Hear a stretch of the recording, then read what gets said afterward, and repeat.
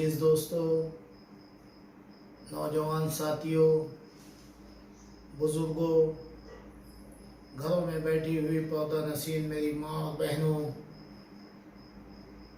आप सभी को जुमा मुबारक। और आप याद रखें कि हमारे उलमाए किराम का ऐलान है कि कल जुमा की नमाज के बाद से हम अपने अपने घरों में नमाज पढ़ें। मस्जिद के अंदर सिर्फ 5 लोग नमाज पढ़ेंगे, इमाम साहब, मुअज्जिम साहब, वहाँ के खादिम और 2 लोग। ये उलमाए किराम का ऐलान है।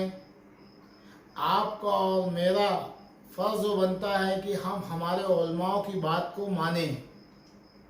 माँ बहनें अपने बच्चों से ताकीद करें कि बिला मकसद सड़कों पे ना आए, घरों के बाहर ना जाएं।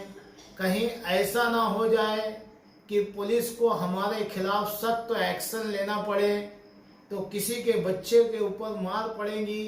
ये अच्छी बात नहीं है।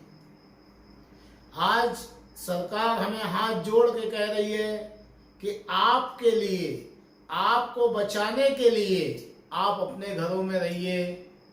आज आप देखिए, मुल्कों की सबसे बड़ी opposition party Congress party Shrimati Sonia Gandhi ji ने इस 21 दिन के लॉकडाउन को हिमायत दे दी है कि जो कदम उठाई है सरकार ने वो सही है। तो आपका और मेरा तो कोई सवाल ही नहीं पैदा होता। हमारा काम है कि हम सरकार की बातों को माने और अपने घरों में रहें। मेरे नौजवानों से अपील है, बिला मकसद आप घरों के बाहर मत निकलिए। इतना ही आपसे कहना है।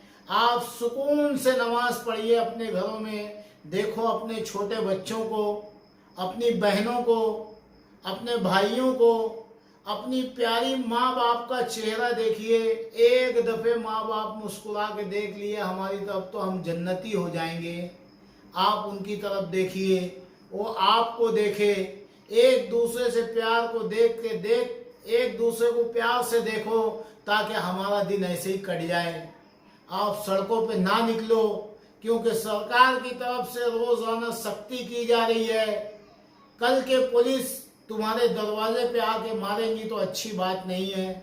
मेरी अपील है कि आप शासन को, प्रशासन को, सरकार को सपोर्ट करो और आपके और मेरे आका हुजूर पाक सल्लल्लाहु ताला अलैहि वसल्लम ने हमें हिदायत की है कि आपकी वजह से किसी का दिल दुखे तो आप उससे माफ़ी मांग लो।